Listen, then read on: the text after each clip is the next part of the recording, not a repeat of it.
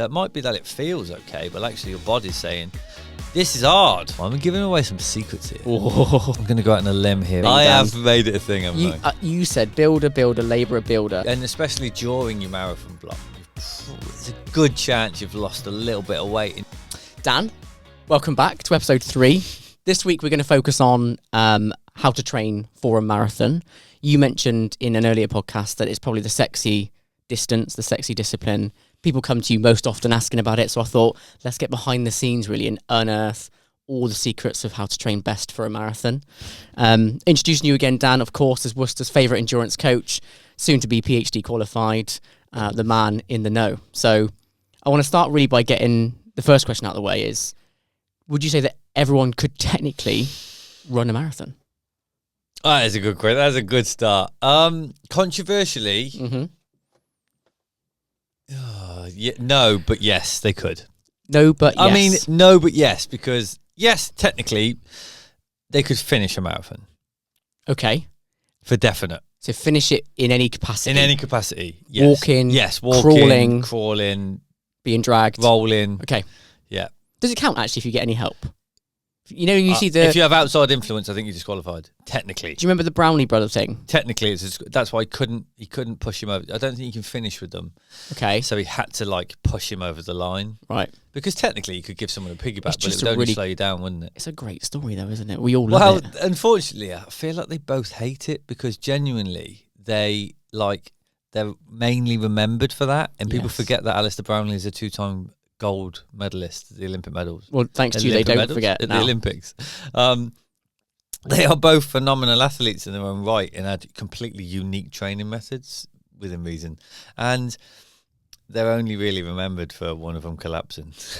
It's the only thing I know them for. Exactly. I'm sorry or to the Audi adverts. They were on Audi adverts for a little while as well. Yeah. I think they did well from the endeavour. I think they both came out of that probably a little bit richer than they were before. Well, Alistair Brownlee's just brought out this is a plug for him, I guess, a new fuel, a new gel. Okay. True Fuels. Have you tried it? It's on the way. I guess they're having a bit of a demand problem because I ordered it a week ago. I believe I got a Royal Mail update today. Okay. So it will be reviewed in the next show, maybe. Hold the thought. We'll come back in a couple of weeks. When Dan's fueling episode. Yes. We're going to touch on fueling a little bit for the marathon, hopefully today. So we'll get you kind of current position on fueling, gels, etc. Yep. But then we'll see if that's changed in a couple of weeks' time. Who knows? Yeah. So you said that people could technically finish all of them. Yeah.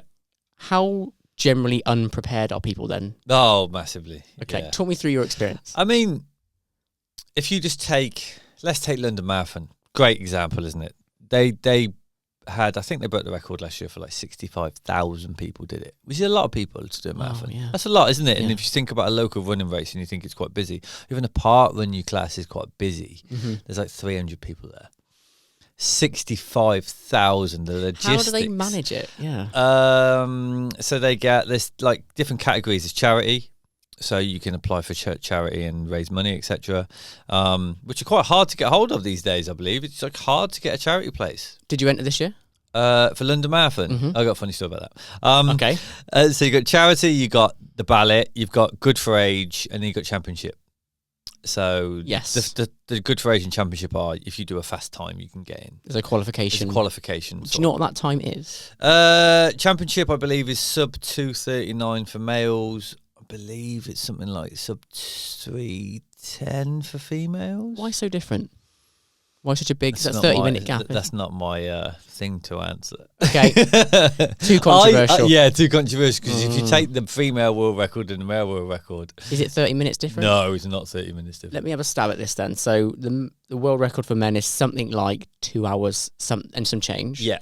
2:08, 2:10 for women? Oh, yeah. Hold on. I think it was broken. 2:12. Is it? Okay. Or 2:09? It's in the ballpark, isn't it? So yeah, it's not I don't know exactly. Minutes. I should probably know that. Yeah. Can someone comment for us what the actual world record is, and we'll set down straight so we know. Yeah, but you're right. It's not 30 minutes. Yeah, we can guarantee that. I know it's not 30 minutes. Okay. But it's Kiptum still got the male world record, but obviously he's passed away now. Yes, because Kipchoge did it in under 2, but with all the assistants, right? Yeah, so it's doable in under 2 with assistants. What a world record! Oh no, I mean, what a record! It is amazing. The whole project was cool to watch. Yeah. Something to do during COVID. It was during COVID, wasn't it? It was. I mean, it feels like it was in that time frame. Yeah. Everyone else is suffering with cardiovascular disease, and Kipchoge is just running a sub 2 hour marathon. Well, it was the way everyone came in, and they were all doing like a max 5K. And he was just like, Ingebrigtsen was one of the guys in like the 5K. Really? Yeah. Like these people were legit, and they were running just 5K. Because if you ran his pace for 5K, what would you get 5K in? Oh, it was like, I think it was over and over, 14 minutes over and over and over again. 14, and the world record's 12 something. Yeah, I think it might have just been broken again. I think it might even be it's low 12-ish. 12. Yeah. So you basically you're doing like top 10. People are going to be so mad at us that we don't know these world records. We should come in prepared for this sort of conversation. I feel like we've caveated a little bit. It's proof that this is an organic conversation. It is. We are in the ballpark with every one of these records anyway. We just have to get better and better at these guesses. We will officially say the right times in the next episode. Okay, my guess is 12:42.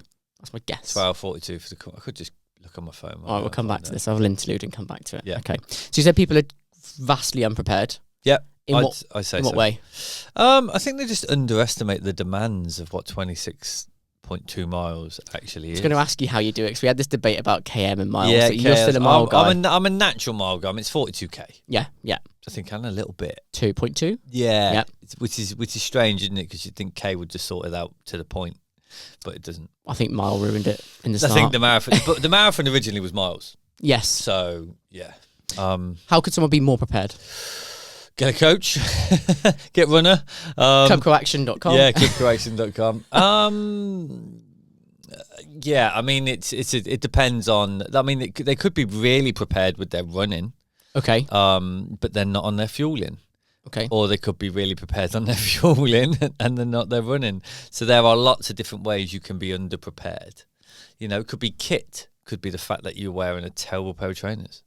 So what are you going to suggest to people then? So let's say that each individual has got to improve each of those aspects. Yeah. How can they improve running? How can they improve fueling? And what should they be putting on their feet? That's broad. We need tinier steps. Break it down now. Work backwards. You decide how many weeks you've got for your marathon. Let's say 16. 16 weeks. You've got 16 weeks. So the marathon is 26.2 miles. So you've got to work backwards on your time scale. So you've got to think, okay, well, how many miles can I do each week to get me there with the least amount of effort? What do you mean then? So it's always about, the least miles. So how can I achieve this with the least amount of effort in terms of like, time is precious because we're not talking about a pro here. We're probably talking about, a normal person with a full-time job. Time is your factor. Your weekends, you're all weekend warriors. You've got big time at the weekends. Probably going to do more running the weekend, and then you got your week. So you got to work backwards in how many hours can I give each week, to allow me to achieve this. I want to get up to running. The classic is around 22 miles, isn't it? Yeah. Why would you not ever run the full distance? I mean, I do get a lot of my athletes to run the full distance, but I tend to do a lot of things off time. Yes. So time on your feet, because on the day you're going to be fresh. So if you can run for 4 hours in a training week with another 4 or 5 runs, on the day when you're tapered and rested, you're going to run for a similar amount of time, but just complete it and run faster. Yes.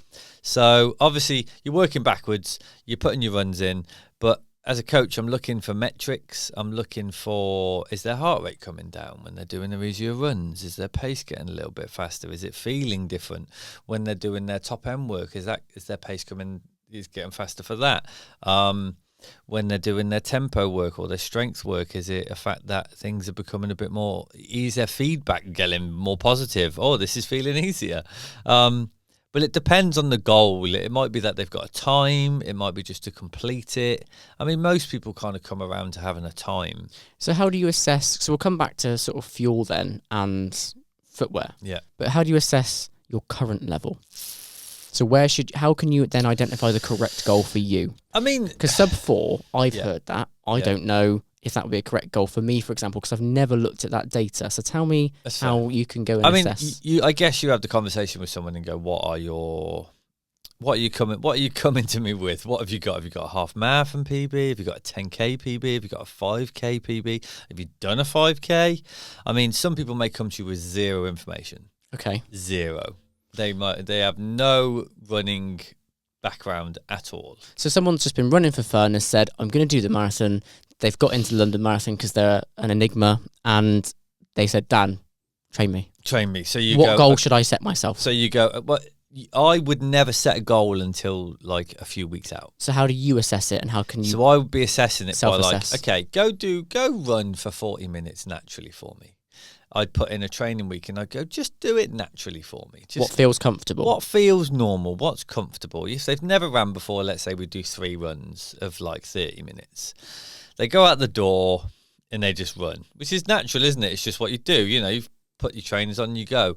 I'll be looking for what's their heart rate saying and what's their pace saying, because 90% of the time you can get hold of a heart rate monitor in a watch. Simple. Yeah, watch. your Garmin. Yeah. Some sort of. It doesn't even need to. You know, it could just be heart rate monitor and a Casio stopwatch. At least I'd know their heart rate was this for some of it, because they might be able to read it like off their phone or something. Okay. You know, most people have got a phone, so there are basic ways. There are easier ways to do it. A Garmin with a heart rate monitor built in, or a heart rate monitor is so much better. For me, it's accuracy. Yeah, accuracy. So then, let's just say they go for a run. They run at 5-minute K pace, and their heart rate is 140, and I go, amazing. That is you are naturally a semi-professional athlete at that point. Already. You are going great guns. You know, if it's 10-minute K pace and 170, you got to slow down. Yeah. Because you're never going to get through this training block if you keep running your heart rate at 170. It's a fact that. Okay, so that's a really good point. So what I'm thinking is, if someone wanted to walk away from listening to this today and go and self-assess for what my goal should be for a marathon, their heart rate, the target heart rate to sustain for a 3, 4, 5 hour, 6 hour marathon is like 150-ish. Okay, so 150 to 160. Yeah, depends on who you are. Okay. That's in and around what you want to start lower and build through. Okay.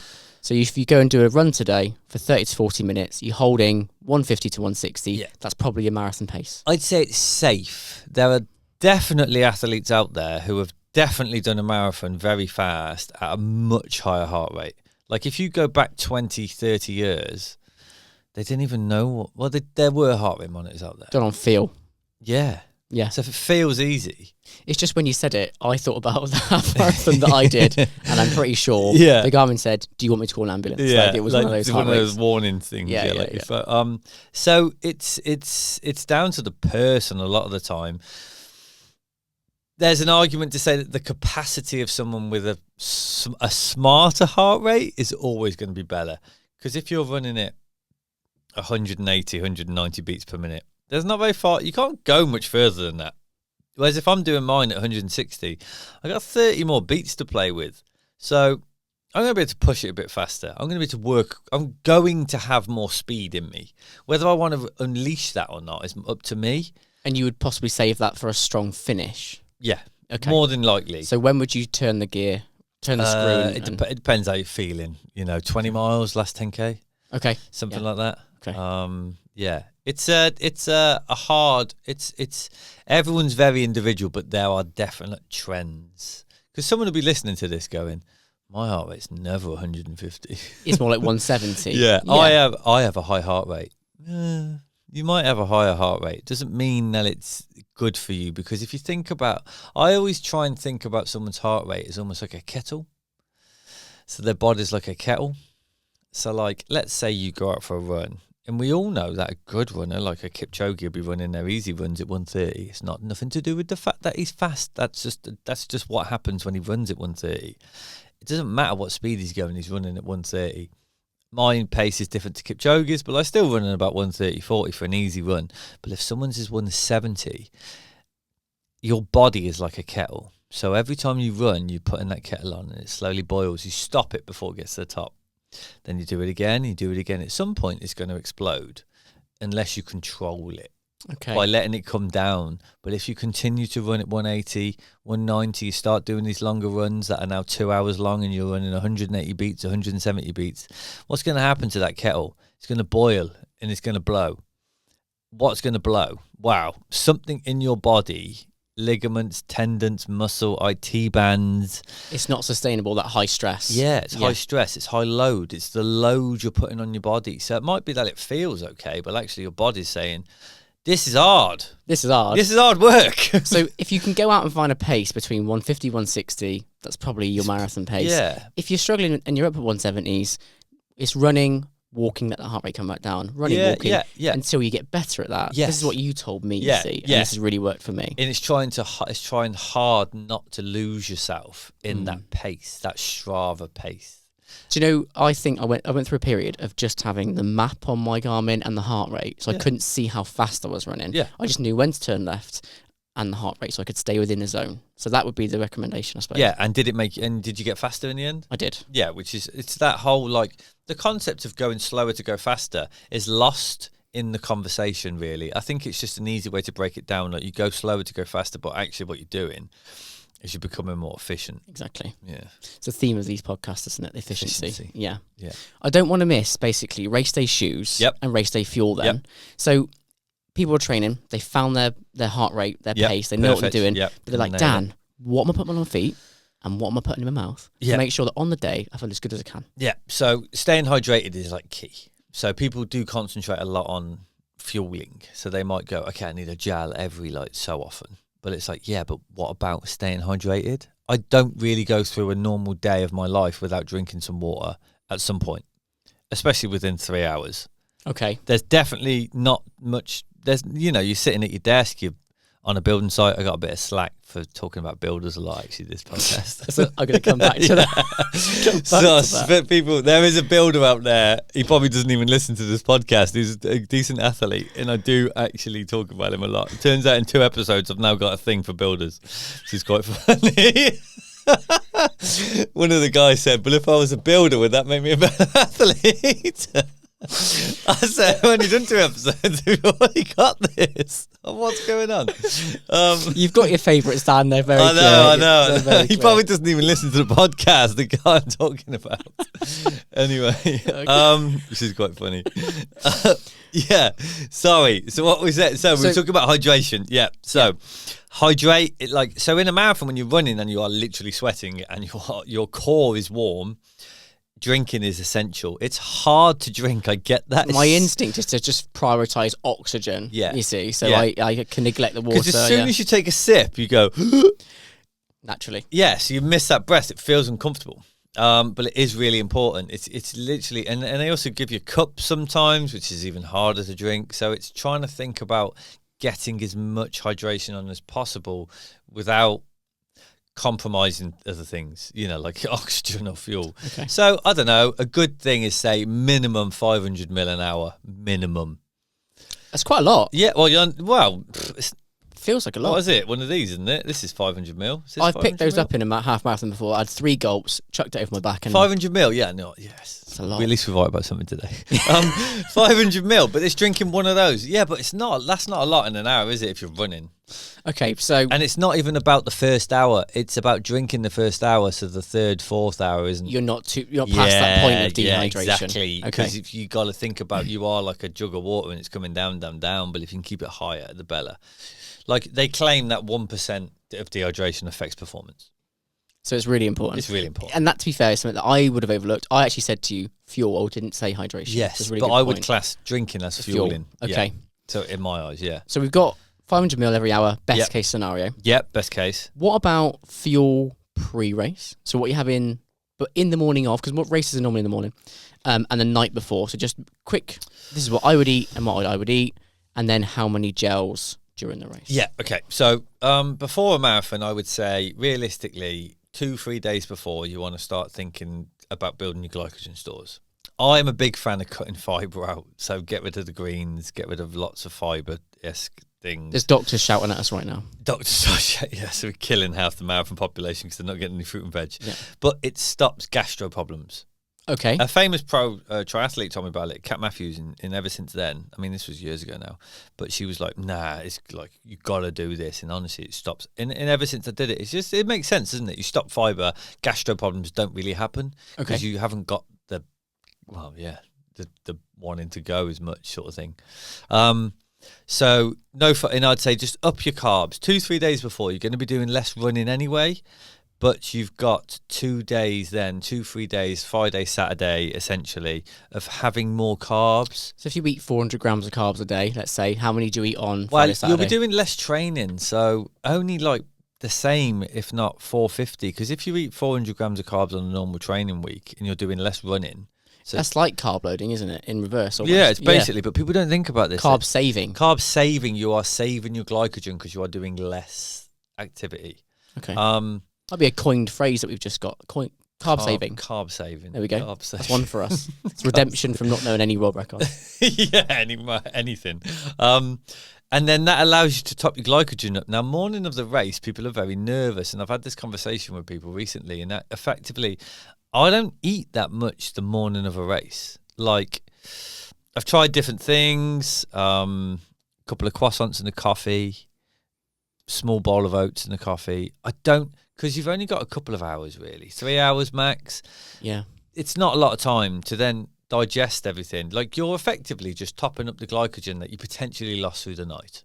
You just don't want to feel hungry, do you? Don't want to feel hungry. Yeah. But then in a marathon, you are going to be fueling during the marathon.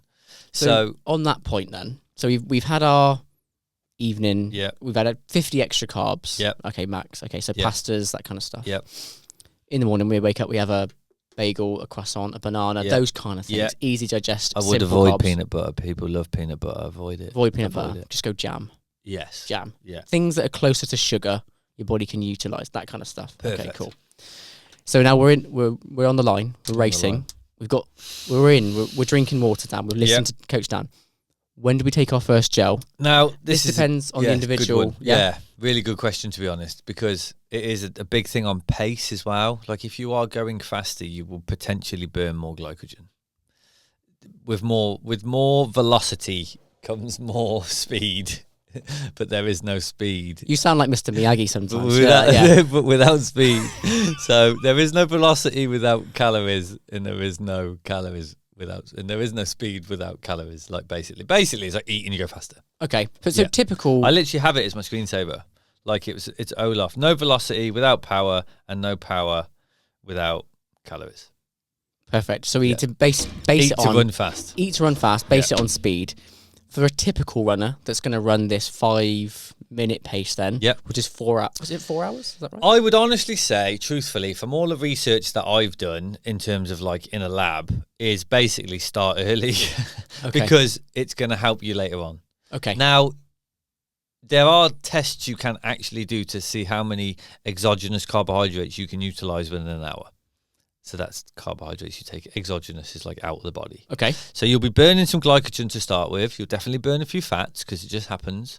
And then exogenous carbohydrates allow you to utilize things from outside the body to keep what's inside the body as high as possible.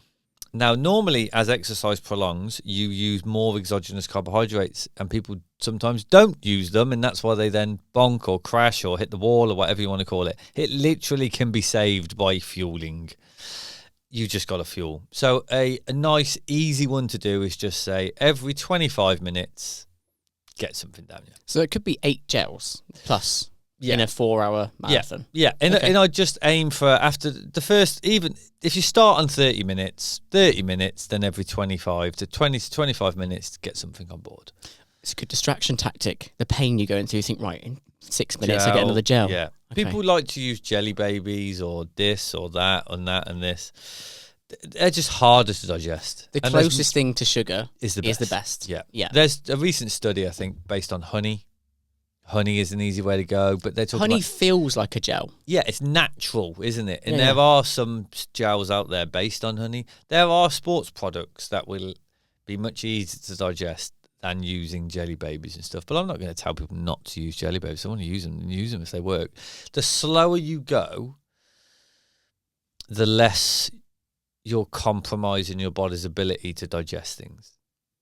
I see. So the high velocity, you need to be thinking more about these simplicity, because your body is trying to draw blood away from your gastro side into your muscles to go faster. A marathon is a good pace that you're never going to run that fast that you're like in 100% glycolysis, where literally putting something into your stomach literally won't even make a difference because there's no blood there to digest. And that's the difference between a 5K. Yeah. You're not going to fuel in a 5K. It's impossible. It just make you sick. It's too quick anyway, right? Yeah, you don't need it. Yeah. Okay. Yeah. So I don't want to miss out basically the sort of what you put on your feet. Yeah. For racing. Yeah. If I had to guess for you. Yeah. Nike. Yeah, it would probably be some fanboy. Yeah, probably be some Nikes. Yeah. Right. I try the shoes. I do, but I just. You recommend carbon plated? I mean, so people will probably scream at us, won't they? But literally, I would say a carbon shoe, if you're used to them, will make you faster. My understanding of carbon is it's returning energy and making you less fatigued for the same effort. I would completely agree with that statement. Yeah. I would say that some carbon shoes don't even feel fast. No. You become less fatigued. I really wanted to put the carbon shoes on and feel like a rocket. Yeah, just it's just not quite what happens. No, it's you not. just don't deteriorate as quickly. Yes, agreed. Yes. Yeah. Your form stays better, but you got to find the right one because some people pronate, some people, it just makes you run a little bit different. But that is like any trainer, but they are designed to allow you to run faster. So finding the right one is important. Okay. So buy a few, try a few, send a few back, Go to a running shop that's got a few different ones. Get fitted. We discussed this in a previous episode. Okay, cool. Fitted. Have you got like a kind of glurp story for listeners then? So in terms of you've had an athlete, is maybe your best achievement, so the best PB you've got for an athlete, or just the biggest glow up? To be fair, like this year, so this year was like crazy hot. So anyone who's listening now, it did the marathon for London or Manchester on the same day this year, and it was incredibly warm, like super warm, and this ruined a lot of people. Like completely empty. Like, what happens when it's hot? So your core temperature goes up, and if your core temperature goes up, effectively your body just goes, we're done. Yes. So if it's cold, it takes a lot longer for your core temperature to go up. So then that means you can actually go faster for longer. So we should do all of our marathons in Russia. Yeah. In Siberia. And then your core temperature will be so low that there's a cheat code for everyone today. Yeah, but your muscles just might not work because it'll be too cold. Oh, so we've unlocked a different problem here. Different problem, yeah. Okay. Yeah, there was a guy last year did something like a 3:30. Now, he did that because it wasn't last year, I think it was the year before. He did that. So in 2 years, he went from like a 3:30 to like a 2:45, which is wow. It is harder when you're getting a bit faster. But 45 minutes? Yeah, it's a lot. In 2 years was a lot. He did like a sub 3 and then he knocked off another 15 minutes, basically. Unreal. Yeah, it was really good. But it was even more impressive because it was so hot and it just didn't seem to affect him. He's a very determined guy. But even the time he got was extremely good for what he did. He just effectively was so determined to get it that nothing was going to stop him. So he turned into Goggins. But we changed fueling, we changed training approaches, and he's a farmer. Digging on the farm. Not a builder. Not a builder. Well, kind of is a builder. He's a bit of a he's got a bit of a building thing on the side. With like 3 kids, like it's time efficiency, it's being smart, it's having someone on board who believes in your journey, like getting a coach on board who believes you can do something, who sees something in you and your times and your power. But then again, his heart rate took us a long time to change. Okay. A long time. But so if it's not happening quickly, you can still believe in the fact that it's going to happen. Sometimes it just takes a bit more time if you haven't got a background in lots of running miles and stuff. Some people come on board, it changes within a month or two. Some people, it just doesn't work like that. So to recap, Dan, what you're saying is everyone can complete a marathon. Believe in yourself. Yep. Probably get a coach. It helps. We're still saying get fitted for shoes. Yep. Get fitted for shoes. Yeah. We're not hating on the shoe stores. We coined a new phrase, carb saving. Carb saving. Instead of carb loading. Because I think some people do worry about, maybe not you, but some people do worry about weight gain and overfueling. Yeah, no. Like you can, I mean, what happens in a taper week is you're going to put a bit of weight on. It's because you're used to fueling for really high intensity. Yeah. And actually you're going to sit down a bit more often. And honestly, some people, it gets to people a little bit. It would get to me because the start of my journey was for aesthetic. I then became performance based. I'm going to say the word athlete really loosely here, but that became a focus of mine. But I've never lost the desire for the aesthetic. Yeah, obviously. Like you still want to look a certain way. Let's exactly. say. Yeah. Yeah, and I'm not. I get it. Like, I understand that. Like, I completely understand that. Everyone wants to look healthy and nice. Yes, That's and the reality. and especially during your marathon block, there's a good chance you've lost a little bit of weight and you may be getting a little bit leaner. Those bottom abs are just starting They're to show just their coming heads, out, yeah. and then you just let them all disappear. But I promise you, if you then do your marathon, they'll come straight back. Straight You'll back. be so dehydrated and so carb depleted. That Well, you're don't fine. forget, so the other part of this then is 500 mil, if you can, per Yeah. hour. I think that's ambitious, Dan, Yeah. but I'm going to stick with what you say. Yeah. And then a gel every 30, maybe 25 minutes. Yeah, we haven't gone into sort of like taking on board salts as well to keep like. This is like the... Yeah, Okay, so pro inside tip from Coach Dan. don't neglect salts. It's really important. How would you suggest... I mean, one of the easier ways is to either carry it with you or like a precision hydration company do like little salt tabs that literally you just pop into your mouth. Do you think you need that if you're a salty sweater, and can you work that out? You can work that out. There are online tests Okay. to do that. Or you can go to someone and find out. But yeah, a really classic example is if you wear black clothing when you go running. I would just do this. On your long run, I'd wear black clothing when it's not raining. And then if you get salt stains that appear on you, because if you do a long run in black clothing and it's not raining, you will probably sweat, dry a little bit, sweat, dry a little bit, and then over time you'll get like white stains, the white stains. What's the manifestation? So what are the potential problems if you are a salty sweater, you've not diagnosed it, so you're not taking your salts on during the marathon? What problems are you going to face during the marathon? One of the classic ones, and this is, it's kind of like linked to it, but not, is like cramping. Yeah, like cramping is like... That's got to be the worst. There's no proven data out there to link low salt and cramping. But what low salt does do is fatigue you, and that brings on cramping. So it's an indirect... It's an indirect but you problem. You can easily draw those so lines. By taking on board salts, you can then like... Effectively, it keeps contractions. You can't, your body won't function without salt. Salt's got a real bad heat, like back in the 80s, that don't put salt in your dinner. It's got nothing to do with your salt. I do feel like adding salt is like an a bad evil thing to do. Yeah, no, it's like, yeah, it's, although table salt isn't quite the same. Okay. So what we're saying is go to a precision hydration or an equivalent. Yeah, exactly. Don't take the salt shaker Don't from just table. take the salt shaker and drink it. Solid advice. Yeah, solid advice. Yeah, and you can find out, you'll, like I take like 1,000 milligrams an hour of salt. Wow, okay. Yeah, like in a Feels marathon. like a lot. It's just like one salt tab for pH. Just this one, and I'll take a water bottle like this for the race. So you'll pick up from a stand. No, I'll carry one with me to start with. Really? Yeah, and then just sip on it because I know I'm good for the first hour. That's fueling me for the second hour. I'm pretty much finished after yeah, okay.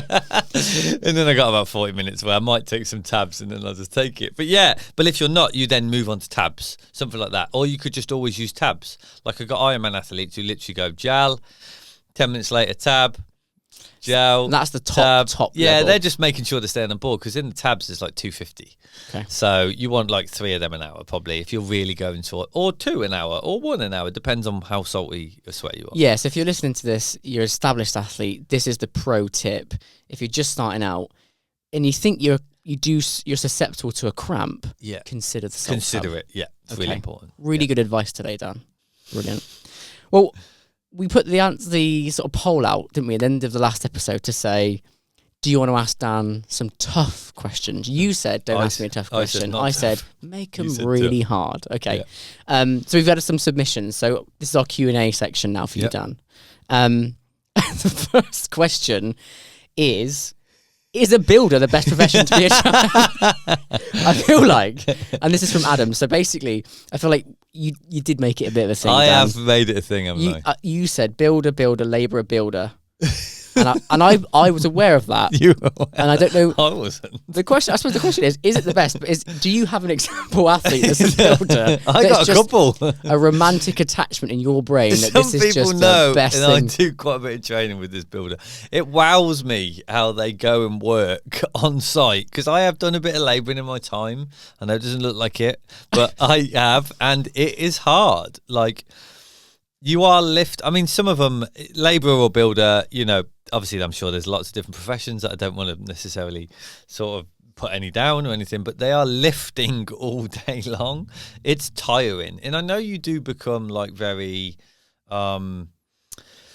you adapt to your every day. Your body learns what it needs to do Exactly. every day. Yes. I get that. But and even for like high rocks or something, it might even help a little bit because you are becoming very functionally fit. Lifting a plank up for scaffolding is not easy. It's so you're kind of using leverage. Yeah, and you're staying almost. If you're smart, you can stay limber. Like trying to lift like concrete bags onto your shoulder, little things like that. If you use your right and your left equal amounts, it can help. So who's Ironman world champion, and was this person previously a builder? No, they weren't. Okay. No, not to my knowledge. But what I would say is, no, it probably doesn't help. It hinders because it means you need more calories. You need to look after your body more. You're in the elements. So actually, Adam, no. I actually spoke to him this morning and said, sitting at your desk with a pack of Cheetos is probably and a recovery coffee. And a recovery coffee. Sitting at your desk with an A1 Physique coffee there we go. is 100% going to help you if you've just done a hard run. Okay, so to answer your question, Adam, sorry, retract your application for your builder's job. Yeah. It's actually going to hold you back. That's it, mate. Definitely. Okay. Don't go on site. So we've got some serious questions as well. So negative split versus even split versus positive for any of the distances from 5 to a marathon. What you're doing, why, and kind of physiologically, what's happening, what's different. Okay, physiologically, I'm going to go out on a limb here and say that almost like every world record that's ever been broken has been with a negative split. So that's where you're getting faster.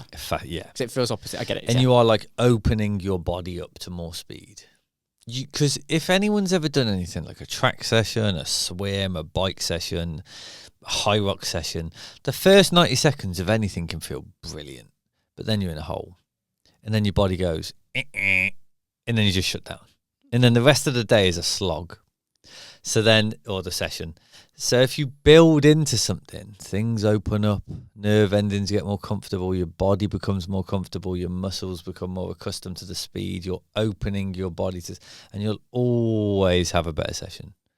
Always. So every time. Your strong answer to Nomad Try from YouTube, this comment. Okay. Negative split all the way. Negative split all the way. I mean, there is a place to go out hot. I have gone out hot.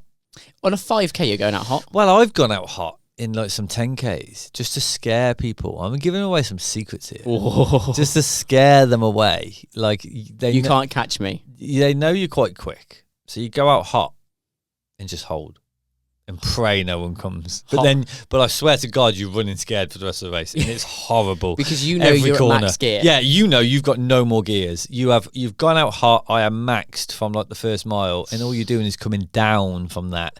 And like you aren't necessarily running faster. You're just holding. The same effort feels harder. So if someone catches you, that's it. You're not going with them. So it's a risk. But yeah, there's a reward, obviously, because you're going out on purpose. So negative split, except when Dan's feeling a bit fancy and if I was 10K. Yeah. Okay. Yeah. Good answer. In terms of prime running ages. Oh, yeah. 20s, 30s, any difference? Truthfully, no. The fastest guy I coach is like 40-something, 42 maybe, 40. Yeah. Wow. Yeah. Oh, yeah. He's the fastest athlete. Yeah, he's the fastest runner I coach. Yeah. Does he want to be named, or is it not? I don't know. Do we name people? Do we know? Let people guess? They can guess, yeah. Okay, it's quite easy. If people know I sort of coach, they'll probably know. But he runs like 14:30 for 5K. Yeah, it's really fast. Like, he has got a bit of a history, and like, he was a very good hocky player by all accounts. Giving secrets and like tips now for the guests. People be a hockey player. Well, people know who this is, surely. Yeah. But he's one of the older guys. He doesn't look it. He looks about 25. But wow. But honestly, he's super, super, super fast. Is that typical though, 40s, or have you got people that 20s and 30s that are doing more on average? I mean, the younger people I coach, I think it's complete varied, yeah. I mean, realistically, no. I guess the heavier people I coach in terms of the amount and speeds are younger. Okay. Yeah, I would say.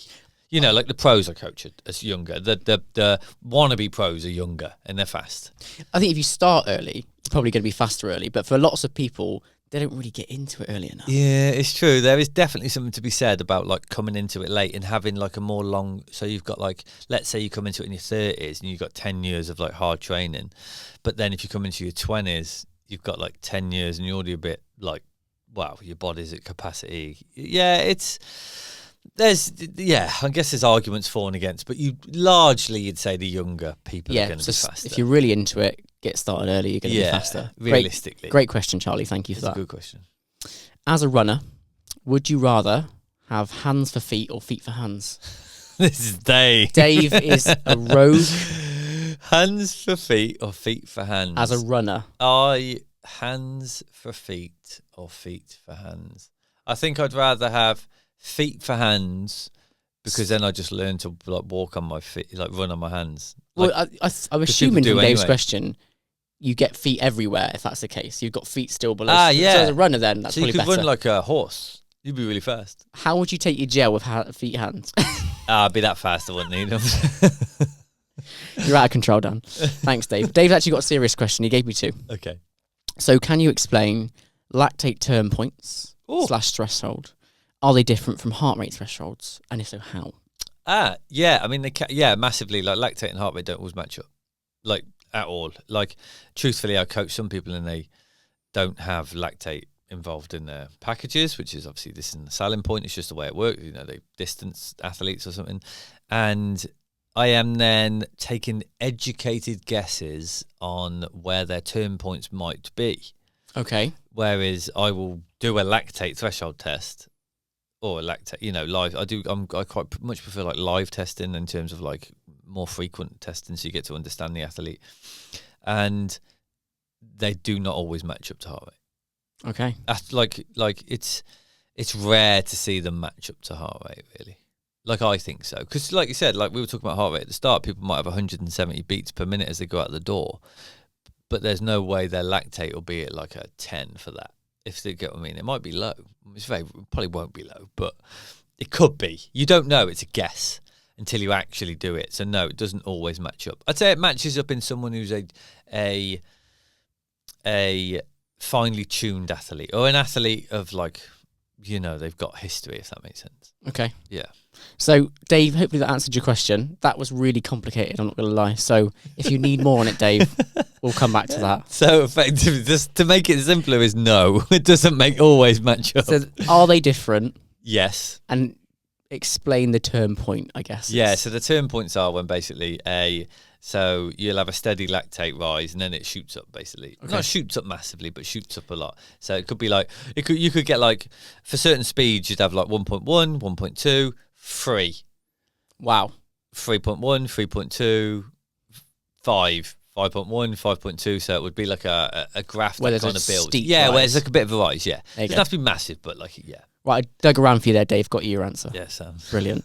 Well, that's everyone's questions this week. Thank you for the submissions. Make sure you bring those back because I feel like it did put you under a bit of pressure. I did, yeah. I Quite them. like the answer. Yeah, to it the Q&A. makes me nervous, to be honest, because you never know what's coming, and I know my stuff, but I don't know everything. And we like the curveballs, so we Yeah. learned builder is not the one. No, Absolutely. and hands, feet for hands. Feet for hands. Yeah. Yeah, that's the right answer.